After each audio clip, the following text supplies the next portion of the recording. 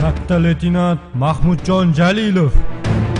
Vatan himoyasi yo'lida qahramonlarcha halok bo'lgan Mayor Sulton Yakubov.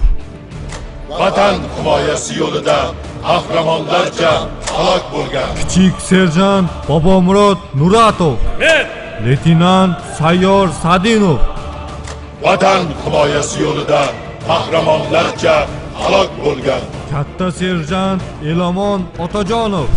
Vatan himoyasi yo'lida qahramonlarcha halok bo'lgan Serjant Qahramonjon Madalimov.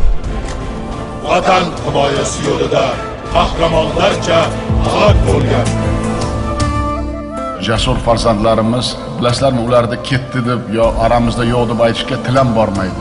Ular barhayot va ota-onalari uchun, farzandlari uchun, bosh qo'mondon uchun ular har vaqt yashaydi. Yurt uchun jonni fido qilgan jasur o'g'lonlarimiz, dav yurak fidoi farzandlarini dunyoga keltirgan, ularni haqiqiy vatanparvar inson etib tarbiyalagan sizlar kabi ota-onalarga, harbiylarimizning sadoqatli umr yo'ldoshlariga, ularning farzandlariga o'z nomimdan, xalqimiz nomidan yana bir bor chuqur minnatdorchilik bildirmoqchiman. Vatan oldidagi burchini ado etish chog'ida qahramonlarcha halok bo'lgan o'g'lonlarimiz xotirasini abadiylashtirish, ularning oila a'zolariga har tomonlama g'amxo'rlik ko'rsatish va qo'llab-quvvatlash davlatimiz, jamiyatimizning e'tiborida bo'lib kelmoqda va doimo shunday bo'lib qoladi. Halok bo'lgan xizmatchilarning ortida qolgan 545 nafar ota-onasi, 512 nafar turmush o'rtog'i, 1280 nafar farzandlari, sizlar hamisha jonajon vatanimiz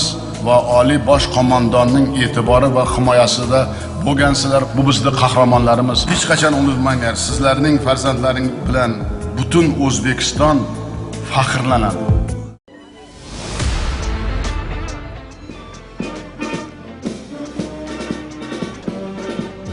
Qahramonlar halok bo'lgan ukamiz Yaqub Sulton Nimatjonovning nomiga mana shu bugun shahrimizda ko'cha nomi berilyapti.